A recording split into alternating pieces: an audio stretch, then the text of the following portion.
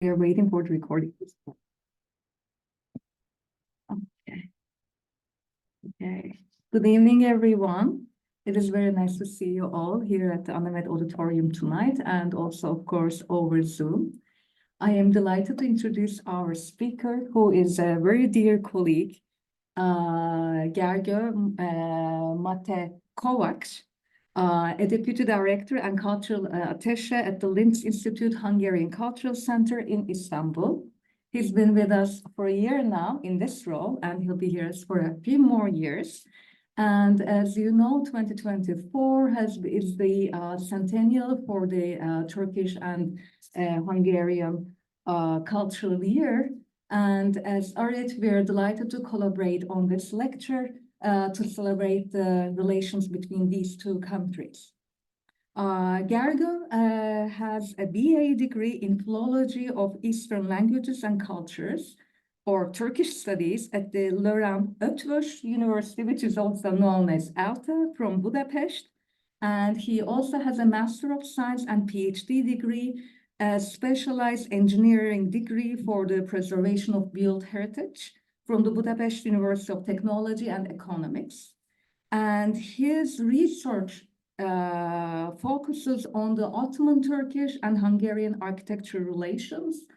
And he has been working on restoration projects and survey projects in Hungary, as well as has been also looking into the work of Hungarian architects in early Republican Turkey. And tonight he's gonna give a lecture on that topic. I mean, in addition to, of course, his research, which has been published close to or maybe more than 80 articles, he has been working as a consultant at various restoration projects, and he also has lectured at the Budapest University as well. So without further ado, I would like to give the floor to him for his presentation, and at the very end, of course, we will be welcoming questions both from the audience here at Anamet and also on Zoom. Thank you all very much. And Thank you very much. Thank you very much, Zainab, for the possibility, and thank you for Arit for this wonderful possibility that I can be here and I can talk about my favorite topic. Actually, this topic is unique because generally, if you are thinking about Hungarian and Turkish architecture relations, then the Ottoman monuments come to the mind of people, which is very rich in the territory of Hungary. But when I was first studying in Turkey,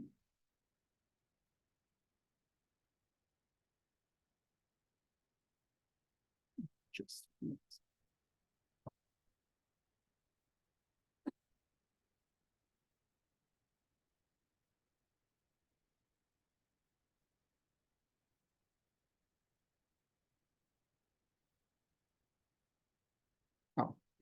thank you very much. So when I was first studying in Turkey, then a new era or a new window opened to my mind, because the 20th century architecture in the territory of Turkey is a really unique and a really various topic that can be researched more. And in the early Republican era in the 20th century, there are many well-known architects in Turkey in the First National Movement, in the Second National Movement, in the late Ottoman era, and in the international architecture. We can say the name of Mimar Kemaleddin, Vedat Tek, later Seyfi Arkan or Sedat Hakkı Erdem. And when I was studying about this early Republican period of the Turkish architecture in the 20th century, always the question came to my mind that what about the Hungarians? So there are many German, there are many Austrian or French or Swiss architects who came in that period, but is there any Hungarian architect who also was involved in this process? And this research started about 10, 12 years ago, and I was lucky enough to meet very talented colleagues, professors, archaeologists, architects, historians, Turkologists, and a discussion started with us. And a lot of new stories, new narratives, and new names came to that broad palette of the 20th century's Turkish-Hungarian relations. We have organized an exhibition. It was called that The Designs of Hungarians in Turkey. This was an exhibition which was showed in our institution, in the Liszt institution, in Ankara, in Bodrum, after that in Budapest. Now it was at the Yıldız Technical University, and it will travel to Kayseri on the 29th of May.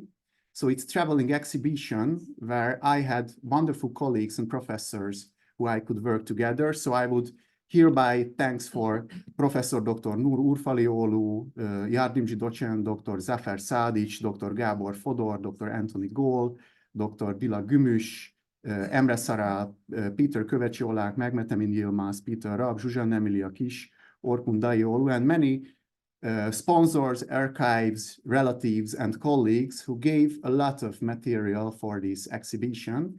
And we have produced a book, or we have prepared a book in Hungarian about this topic. So my presentation will be based on this research. And if you are looking for Hungarian-related sites in the territory of Turkey, I would also take your attention to the website, which shows that almost in each corner of Turkey, there are some sites which are related to Hungarian history. From Tekirdağ to Kars, from Ankara to Boyabat, there are small elements, small monuments, or bigger buildings, or kind of memories of Hungarians who were here in the territory of Turkey. And this research started, and a lot of names came to our mind. So there are architects, landscape architects, historians, architecture historians, restorators, and different fields of engineering representatives who were working in the 20th century of our common history. Also, there are some Turkish architects who were working on the territory of Hungary in the 20th century in this time. So my presentation will show their stories. There are different narratives, different reasons why the Hungarians came to here, or why the Turkish engineers or colleagues went to Hungary. And we will talk about these small stories. And their work, the Hungarian engineers or architects' work, is not only limited to Istanbul or Ankara, but if we have a look on Izmir, or Tekirdağ, or Trabzon, Boyabat, or even Aydın, Milas, and Muğla region, there are buildings which can be related to Hungarian architects' work. Their story will be talked on during this speech. I have 43 slides, and hopefully you will enjoy the stories. And let's start the line in the beginning of the 20th century, and the Hungarian-Turkish architecture relations first stories.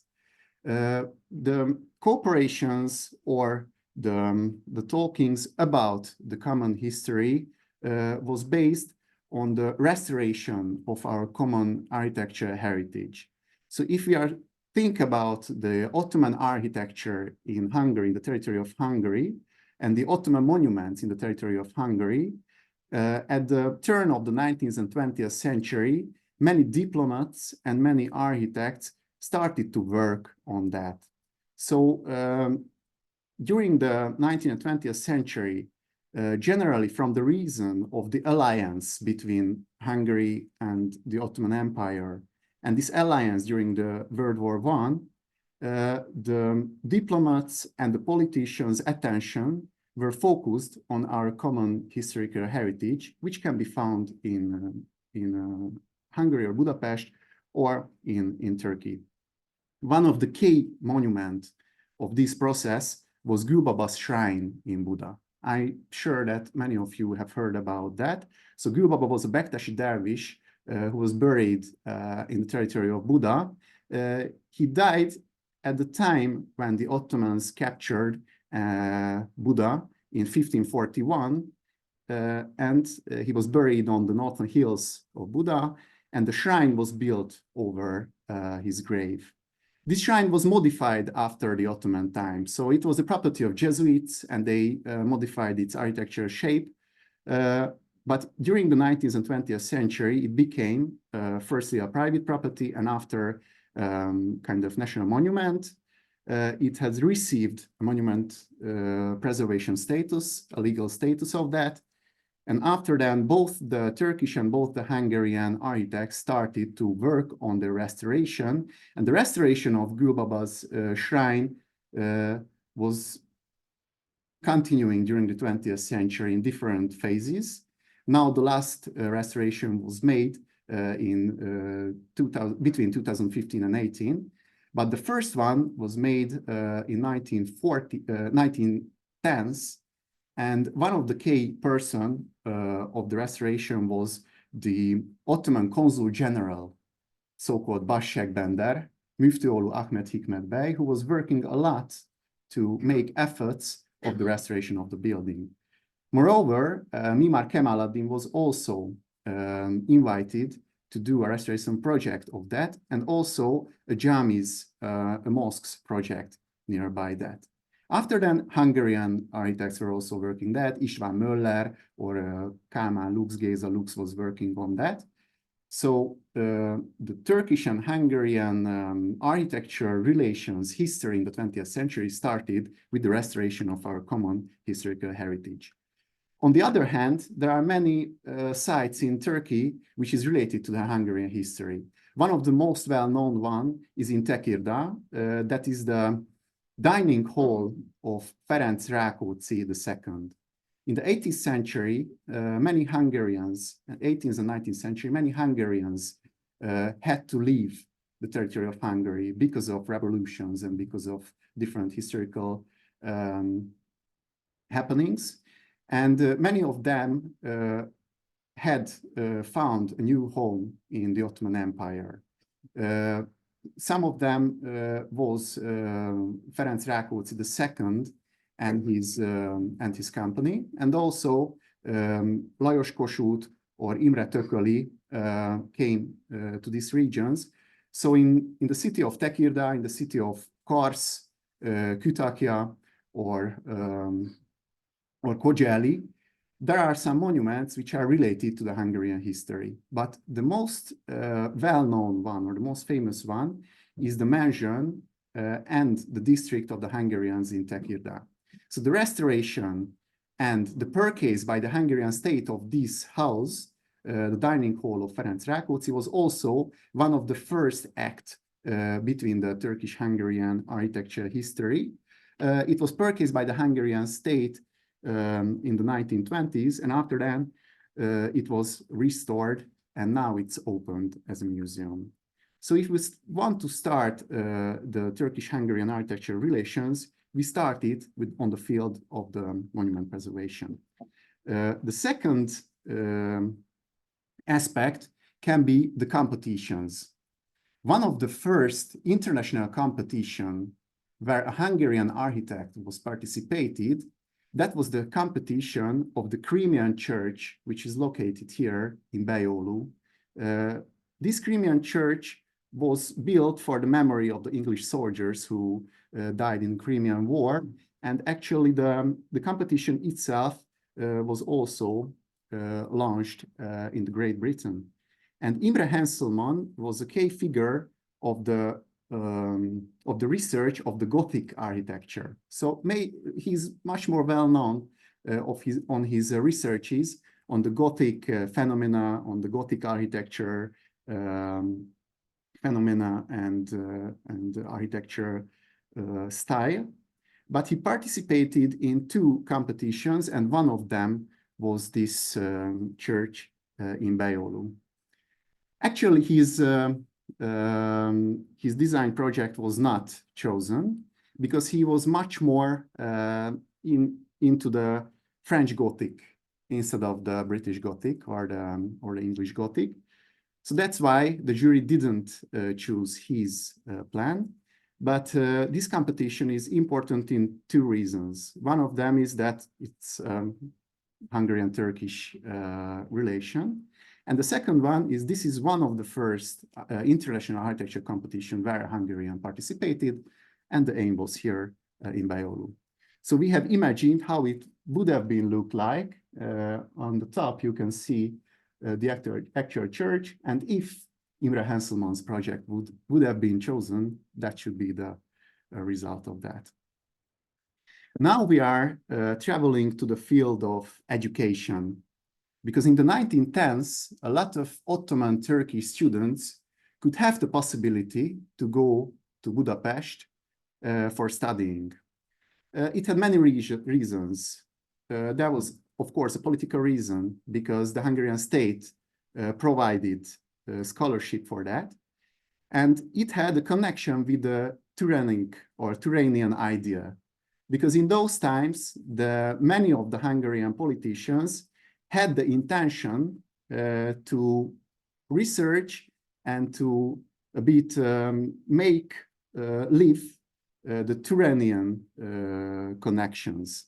That was a kind of mystical phenomena of the Hungarians' origin from Asia, and it had a result on the actual politics and diplomatics. So some of the students who had connections with Turanian groups, one of them was in Turkey, the Taksili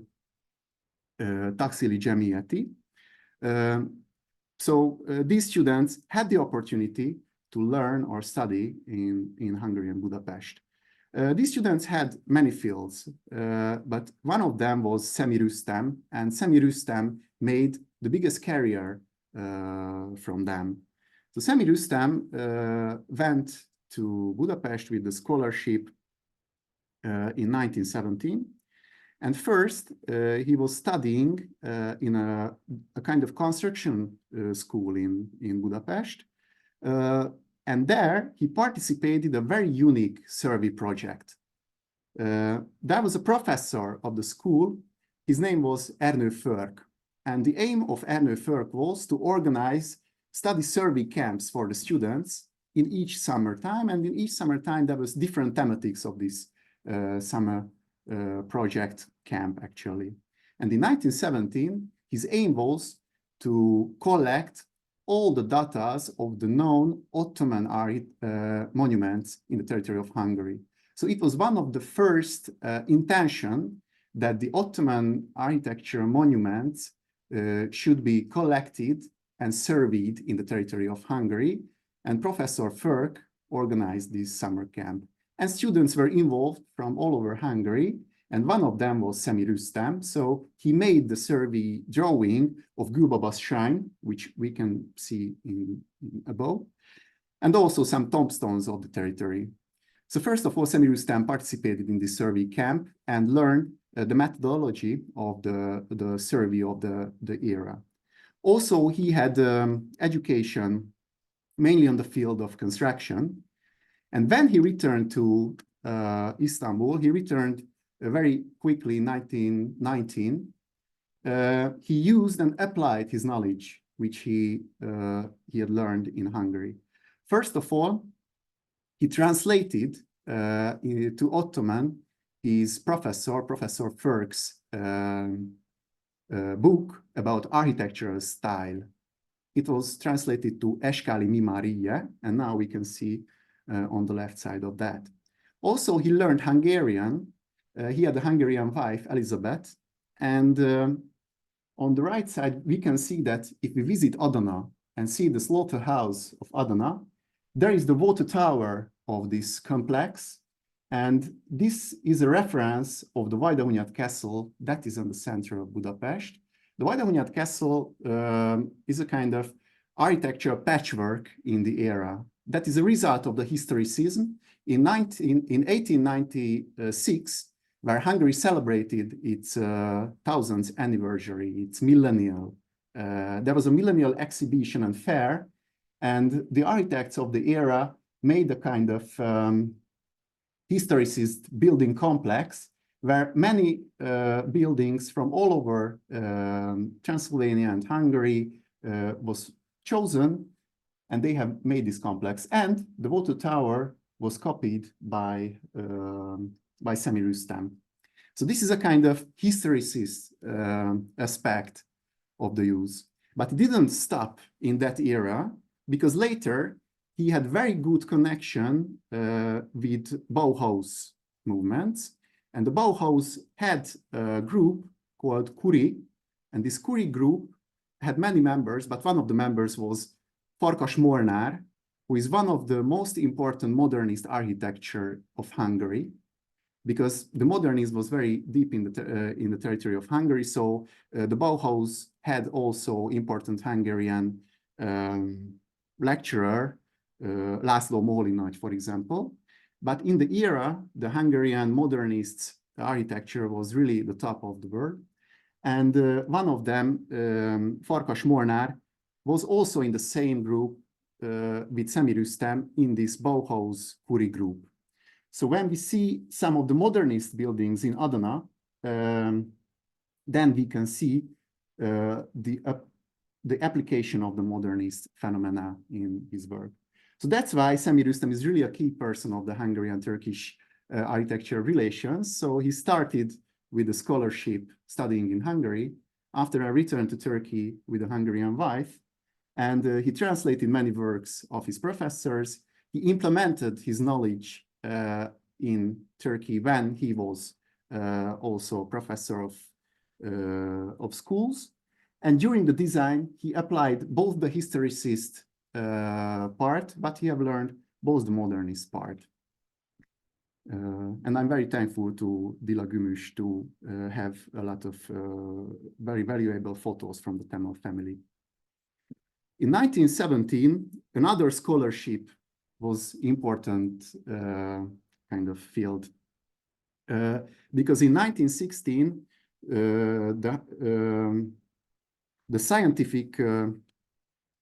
the Hungarian Scientific Institution was founded in Istanbul, and this institution had provided scholarships for Hungarian researchers to come here and to work in various fields. Many of them were archaeologists, but one of them was Károly Kós, who arrived here as a well-known architect of the era.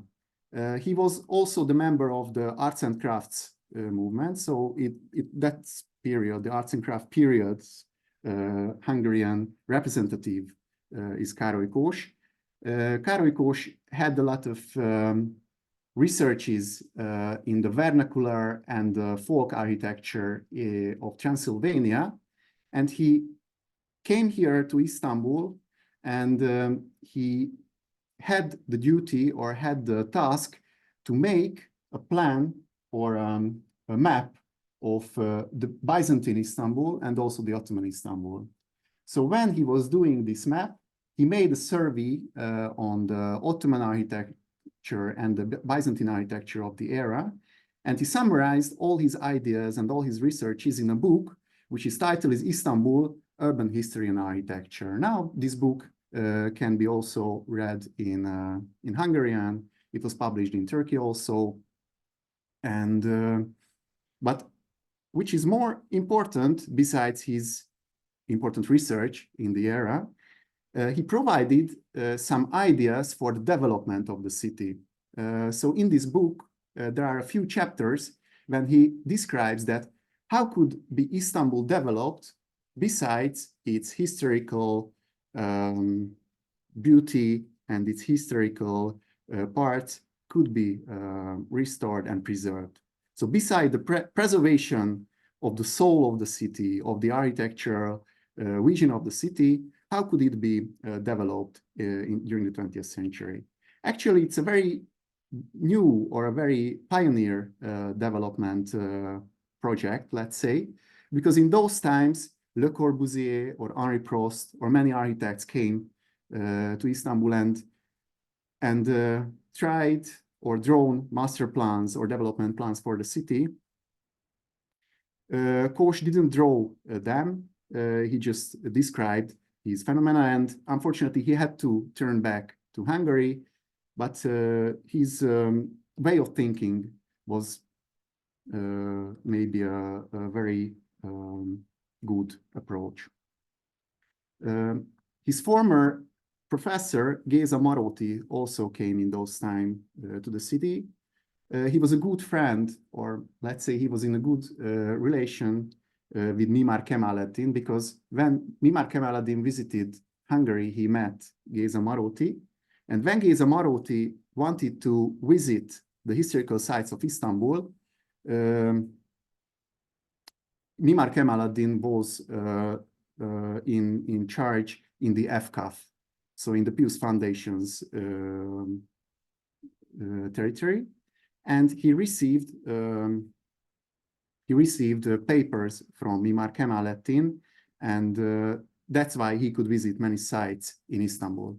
And he made drawings of the city, he made photos of the city, so his drawings and photos are unique sources of the 1910s Istanbul. And let's continue with the work of Hungarian engineers, because following the World War I, the First World War, a big amount of unemployment was, or Hungary faced a big amount of unemploymentness. In the same time, by the foundation of the Turkish Republic, there was a lot of need for engineers and also craftsmen to work. So this kind of two phase had met, and many Hungarian engineers and workers came to Turkey. Some of them were working on railway lines, some of them were working in constructions of mansions and buildings. So the Hungarians' kind of finger can be seen in mainly all the territory of Turkey. Many of them were also professors. Béla Waldinger was one of these kind of lecturers who was giving lectures at the Istanbul Yapı Endüstri Enstitüsü, Yapı Enstitüsü, so the institution of construction in Istanbul. And he participated in many projects. One of these projects was the construction of the Floria Köşk, the Floria building of the president Mustafa Kemal Atatürk. Also, the Dolmabahce Palace's restoration was made in those times, and Béla Waldinger was participated. And the postament of the Victory Monument, the Victoria Monument in Izmir, was also constructed by or according his plans. So he is one of the less known but key figure in those eras. Or we can continue with the constructions of tunnels and railway lines. Jenő Károly was working at the tunnel of Febzi Pasha railway line. So we can see his photos and memories of that. And there is a document which proves that the Atatürk Bridge over the Golden Horn Bay in Istanbul was painted by Hungarian craftsmen, János Kircher and András Zizda. And there is a document signed by President İsmet İnönü about this fact.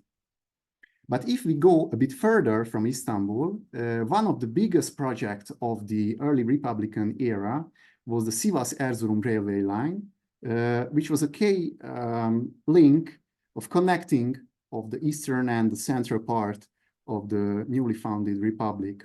And this was a huge project of the time. Enormous amount of funding and engineers were involved. And Hungarian bridge constructors were also invited. And 11 bridge constructions were produced in Budapest, were traveled here in pieces, and were constructed by Hungarian constructors in those times. This is between Erzurum and Sivas. Some of them had been found, I mean, which were them. Some of them were not found yet. So we have a lot of photographs about this project. I was lucky enough. Actually, I was born in a very, very small city. It's called Erci. I don't know if you have heard about Erci, but if you ask Hungarians, maybe some of them don't know that where is Erci is. And once I went home and opened the journal of Erci, and the photo of Gazi Mustafa Kemal Atatürk was in front of me. And I was shocked that how can be he at the local newspaper? And the reason is that one of the bridge constructors were born in the city of Erci. So I've found these photos just surprisingly. And I've met with family members of these constructors, and they gave me a lot of photos of that. So now it's really interesting research that we can make about that. So if 11 bridge constructions were implemented by Hungarians between 1929 and 32. But of course, in an architectural way, one of the biggest projects of the era was creating Ankara, the new capital. And one landscape architect called Imre Ormos was participating in that project. He was in charge in Ankara between 1927 and 29, and he designed parks, he designed memorials, he met personally with Mustafa Kemal Atatürk, and he had many photographs of the era. After that, Imre Ormos was a well-known, or became a well-known landscape architect in Hungary, a professor, a cave person in Hungary, but his first job was here in Ankara. And now in last December, a park was opened in Ankara by the name of Imre Ormos. So we are very happy that the memory of him is still preserved. The other key person is Ferenc Hillinger, who had to leave Germany in the time of the World War II, and he found new jobs here in Turkey. Ferenc Hillinger was a colleague of Bruno Taut. So when we talk about the projects of Bruno Taut here in Turkey, we can say that Ferenc Hillinger was worked together with him. We can say, for example, a sketch of Ferenc Hillinger of a mansion in the Bosporus. It looks totally the same like Bruno Taut's very well-known building at the Bosporus, but in Ankara there is the Cebeci High School, or for example, in Izmir, there is the International Fairs Culture Pavilion, which they have designed together.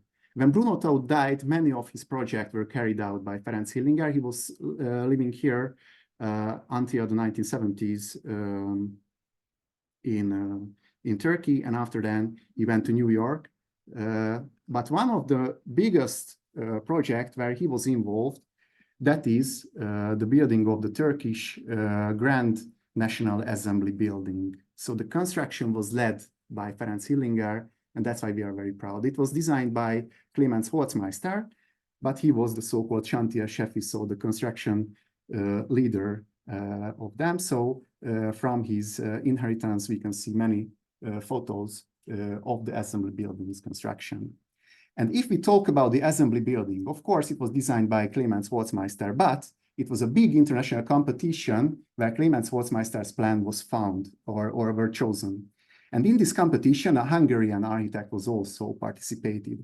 József Vágó is an important architect in Hungary, and he researched, he made a lot of research in the history of Turkey in those times, and he wanted to represent the spirit of the Turkish people in his project by designing this assembly building.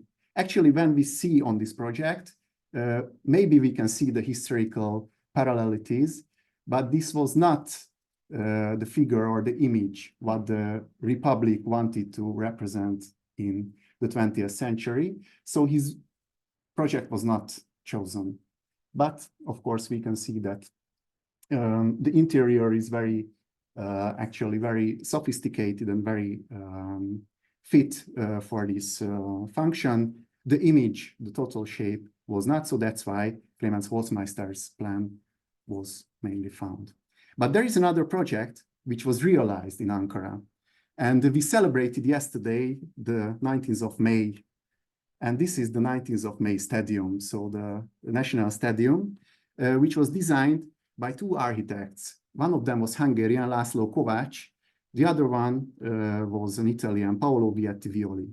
László Kovács was working in Milan at the office of Paolo Viettivioli. So when Paolo Viettivioli received this project, then László Kovács was also involved, and it was realized and it was used for a long time as a representative building. Nowadays, it's not in use as far as I know.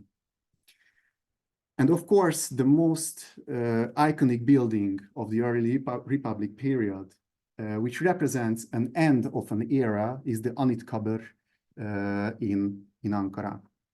It was designed by Emin Onat and Orhan Arda, and we can be very proud that one Hungarian was the member of the jury.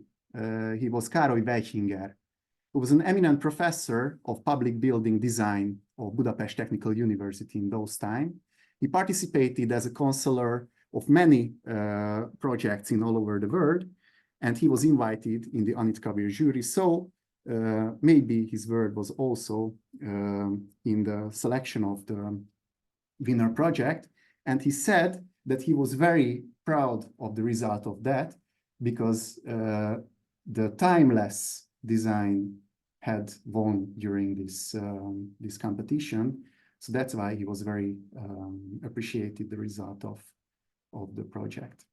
And now let's see some Turkish important architects who had projects in Hungary. In 1931, the first building which was implemented according to the design of Sedat Hakkı Erdem was the Turkish pavilion in Budapest. We can see on the right side, now it is not standing, but the project and the photos had survived. So this was the first where the really important Turkish architect could be realized. The other architect who had connection with Hungary, Zühtü Bashar. Zühtü Bashar was, for example, the designer of the Mehmet Efendi Kurukaleci building. He's an important Art Nouveau architect of 20th century Turkey. He had an exhibition in 1931 in Hungary, and in the newspapers, when they had published stories about this architect, they have published the fact that Zühtü Bashar arrived with his Hungarian wife. I don't know if it's true or not, because I couldn't had any more evidence of that, but the Hungarian newspaper stated that Zühtü Bashar had Hungarian wife. So it is a field that should be researched more. And again, a very prestigious international competition was the International Harbor of Istanbul in Karaköy. Many prestigious jury members and participants, and 3 projects were selected as a first. Seyfi Arkan, Rebi Gorbon, and Professor Alfred Budapeste, who was Alfred Bardon and Károly Dávid. Their projects were absolutely had the features of the era. It was a modernist plan with a big statue over that with Mustafa Kemal Atatürk. So it was represented the age very well, but despite the fact it was chosen as the first one, it was not implemented. However, the architects used the plan. So if you visit Budapest, and not the Terminal 2, which is in use nowadays, but the Terminal 1 was designed by Károly Dávid, and he used the plan which was first designed to Istanbul during his design of the Budapest airport building. And now we have imagined that how it would have looked like. So this would be now the view of Bosporus. And last but not least, I would like to show you 2 other projects, which was a kind of fresh air after a long period of the Hungarian history of architecture. Because in the 1950s and before that also, the Hungarian architect had to work in state corporations. So it was the time when the Soviet-shaped regime was ruling in the territory of Hungary. And there was a dictatum of the national style or the official style that all the architects had to be followed. That was the socialist realist architecture. So all the Hungarian architects had to work on that, and they had to work in state architecture corporations or associations.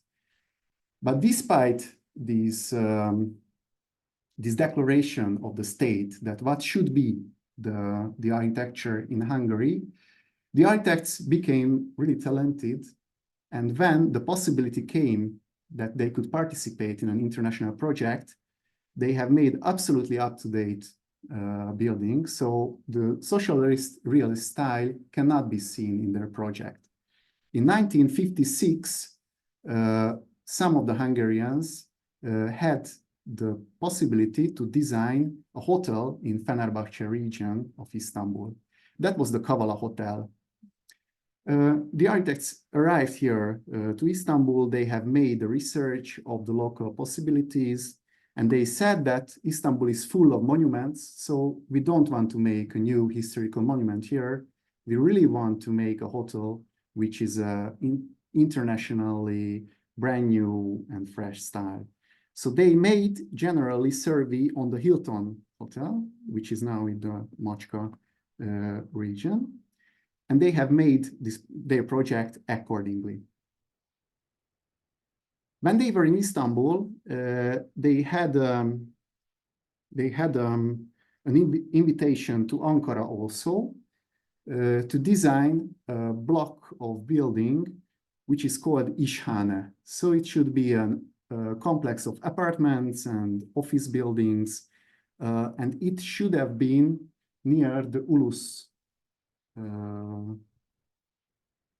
Square, so the absolutely heart of the Republican Ankara. Nearby here would have been this tower. None of these projects were realized. The reason is that when they wanted to submit this project in Hungary, that was the very day of 23rd of October 1956, when the Hungarians started a revolution against the Soviet regime. And this is a very key time of the Hungarian history. So in each year we celebrate, or we commemorate to 23rd of October 1956. So then the revolution had launched against the Soviet regime. And of course, these projects were not realized. But despite the fact that they were not implemented in Turkey, the Hungarian architects have designed a hotel building in Kecskemét in Hungary. It's called Aranyhomok Hotel or Golden Sand Hotel. So if we go to Kecskemét and see the existing hotel building, it was originally designed for Istanbul, for Fenerbahce, and they have made, the architect of this building made the research on the Hilton building, which is a cooperation of a Turkish and American architects, so the SOM and Sedat Hakkı Erdem. So if we are now at the audit, we can say that there is a knowledge transfer between the American designers, a project implemented by or designed by Hungarians for Istanbul and implemented in Hungary. So these kind of narratives are very interesting when we are looking forward we are looking on the history of the 20th century Turkish-Hungarian relations. And last but not least, I would like to talk about a family who has the origins in Hungary. János Hady was an engineer. He was born in the city or village of Turkeve in Hungary. And in the 1920s, he arrived to Turkey, and he was working here in Sinop and in the Black Sea region. And he stayed here for a long time, and his sons were born here in Turkey. One of their sons was Sándor Hadi, who after then became a very successful architect of the 20th century's Turkish architecture. And he and his wife, Sevinç Hadi, operated a successful office where key buildings of the 20th century's Turkish architecture were designed. One of them was the Istanbul University Central Library at the Beyazıt region. We can see the photos of the buildings. Unfortunately, it's not standing now, so it was demolished and changed to another building. But one of their key building was that, or we can say, for example, the National Restaurants Center in Nishantasi. So they were very successful architects. And the second generation, or let's say the third generation of the Hadi family is also active. So Tunde Tülin Hadi and Cem İlham are operating an office now. So a family with Hungarian origin and Hungarian identity who became the key persons of the 20th century's Turkish architecture are also the proudness of ours, of Hungarians. So to sum up, all the stories or the narratives what I've told during these few minutes, we can say that Hungarians participated in different parts or different territories of the Turkish architecture. Of course, there were some architectural projects which were designed and implemented by Hungarians. Also in the landscape architecture, mainly in Ankara, Hungarians worked. The construction works is a really high amount. So railways and building constructions, the construction workers participated in the kind of building of Turkey. The monument preservation was a key part or field, and it was one of the first field when this story came up. The survey and research is always an ongoing field or aspect of our researches. Of course, the education. So as Semir Rüstem went in the 1917 to Hungary, nowadays there are also a lot of scholarships that students can use. And for example, with Erasmus or Stipendium Hungary Commit can be made this kind of exchanges. Participation in juries or competitions, judges, that's also one of the aspects. And participation in competitions. Of course, many of the buildings were not implemented, but despite that, we can see that many of the important competitions had Hungarian participators. And also, we can say that there was a kind of knowledge transfer between the Turkish architects, the Hungarian architects, and the German-Austrian architects because of different reasons. One of the reasons was that they were working in the same office, for example, Bruno Taut or Ferenc Hillinger. But many of the Hungarian architects have studied or worked in Germany or in Austria. It was in the time of the 19th century or the 20th century when the historicist, great architects, Miklós Ybl or other architects were studying in Berlin, and the historicist phenomena was carried to Hungary. But also in Dessau, in Bauhaus, there were Hungarian professors, and they have brought their knowledge to Hungary. And after that, with this knowledge, they could start to work in Turkey. So there is a kind of triangle of knowledge transfer between Hungarian architects, German-Austrian architects, and Turkish architects. And these architectural projects and cooperations can be researched in this kind of triangle. And these projects were not only limited in Istanbul or Ankara, but also in other territories of Turkey. And this is a never-ending research. So new stories, new narratives, new relatives, new photos from the offices always came to the light. And we are looking forward to hear new stories of this big narrative of the 20th century. thank you very much for your attention. And if there is any question, I would be happy to answer that.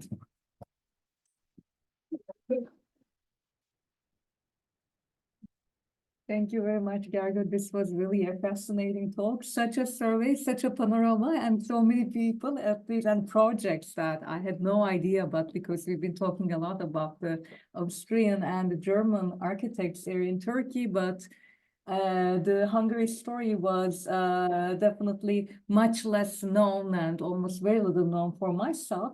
And also, thank you so much for bringing the landscape and all these, different competitions, as well as student exchanges between the two countries. So I'm sure there are multiple questions. So I would like to first maybe open the floor to you. Well, we are starting with Elif, but for those of you who are on Zoom, please feel free to type it up while we're giving the floor to Elif for her question. Thank you very much. This is very interesting. And you said the stories are ongoing.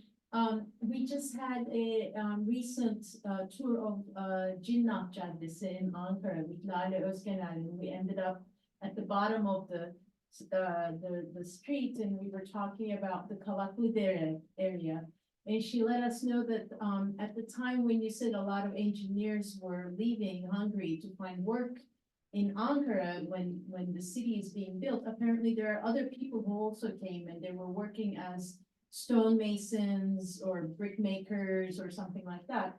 And one of them is apparently, I don't remember the details of the story, but responsible for working with the family that built the Kavaklıdere vineyards. So he knew how to make wine, grapes, whatever, and the Kavaklıdere vineyard, which is like it was right in the center of the sort of Çankaya area of Ankara, where the Sheraton is standing now.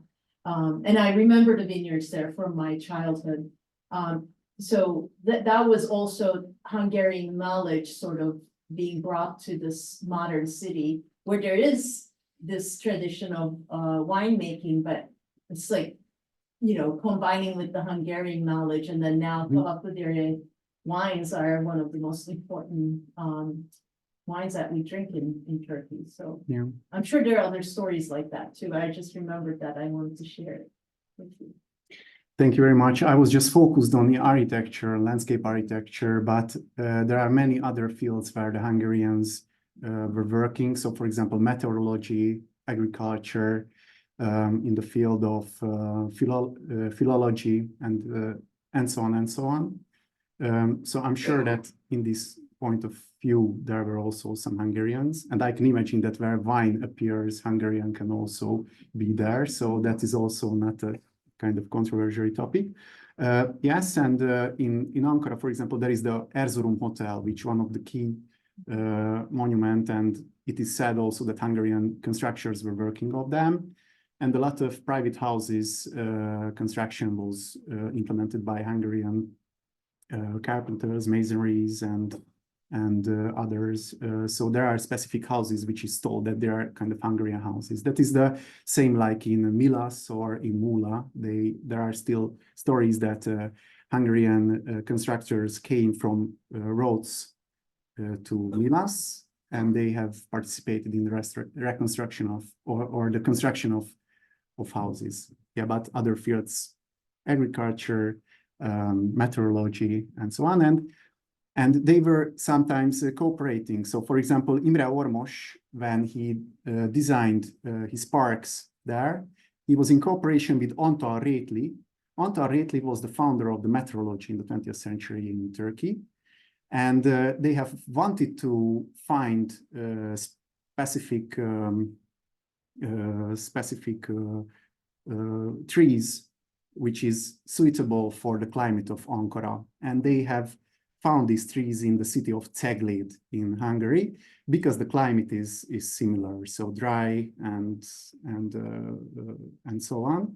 So they have brought, for example, trees from Cegléd to Ankara, and they had this kind of cooperation with meteorologist Antal Rétli. Thank you. Thank you. It's just very similar to what you said, as I just said, maybe for the others, there was a bookstore in Ankara in the 30s, where Vilina was the chef, the director, and also other drinks, but a lot of, I don't know the details, and that's why I was wondering how we can research, because a lot of Hungarians were teachers also in technical skills and stuff. So great, as you said, carpentering and these kind of things, but how can we find them? I don't know exactly. So because this report is it doesn't exist anymore. But there's no links to Budapest, or do they have any exchange in those days? That there's a place from where they came, or why they just came from Hungary and not from somewhere else? I know that there is a direct connection between the Istanbul construction school and Hungarian schools, because professors from the city of Szeged arrived there, and Semir Rüstem was the key person, because he went to Hungary, he learned there, he came back, and he was participating in the foundation of the school, and he used or implemented his knowledge which he had brought from Hungary also. So there is a kind of connection with that. I personally did not research so much about the Ankara-Yapi oculum, but that should be a territory which should be more researched. Because Vilina was speaking Hungarian. Yes. One more question. Thank you very much for this interesting lecture. We learned a lot about the collaboration and cooperation, and but how is the current situation? You spoke about that there's an active Erasmus program. Are there cooperation today? You know about architectural projects or professors from Hungary who teach here or vice versa? Yeah, so in the field of research, in the field of surveys, there are active cooperations. So what I've presented now, that was also not only my research, that was the result of a kind of cooperation with Turkish professors. What they have, I've told their name in the beginning. So we have an active cooperation with the Yıldız Technical Universities, really precious professors, also with colleagues in Ankara. So this kind of research is a kind of result of also, but there are active Erasmus cooperations. There are survey projects what we can make.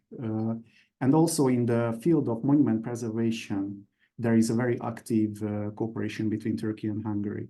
So the Turkish state has the Turkish Cooperation and Coordination Agency in Budapest, and they are participating in many restoration projects. So, for example, the field of the Ottoman artifacts in the territory of Hungary is a field where the Turkish-Hungarian cooperations are there. There are Turkish construction companies in the territory of Hungary. So in many fields, we can say that it's an ongoing process. But during this 20th century, during the beginning of the 20th century and in the Republican era, it was as active as I have shown. Thank you. There are multiple thanks from the audience on Zoom. So maybe, you know, just to wrap up, since you mentioned about this exhibition project which started a few years ago and it was first shown in Istanbul, and right now it's going to open in Kayseri. Are there any other stops so people who are in Turkey maybe can go and also see the exhibition? Can you give us a little bit information on that? Yes, hopefully there will be more. And in Kayseri, more where's the venue? In Kayseri, it will be the Kayseri High School. Kayseri Lisesi is Milli Mücadele Müzesi. So on 29th of May at 5 p.m. we are looking forward to see everyone there. Also, this research was summarized in a book in Hungarian. Now we are looking forward to publish it in Turkish, and hopefully we will translate it in English also. So hopefully we can be able to present it. Okay, maybe with that note, we can just wrap it up. Thank you all very much. And of course, thank you, Gerda, for sharing your research with us. And of course, thanks to all of your collaborators who brought this amazing, amount of, information about the knowledge exchange between Turkey and Hungary. And for those of you who are in Istanbul, our last event for this academic year will be on June 3rd. We have a conference in memory of Professor Dr. Zafer Toprak. It's a day-long conference starting at 10:30 a.m. going until 5 p.m. here at Anamet Auditorium. And of course, before I end, I would like to thank Anamet and also Murat Türk, who's been helping us with the AV all this time. So thank you and have a good night or have a nice day, everyone who are online. And we hope to see you on June 3rd.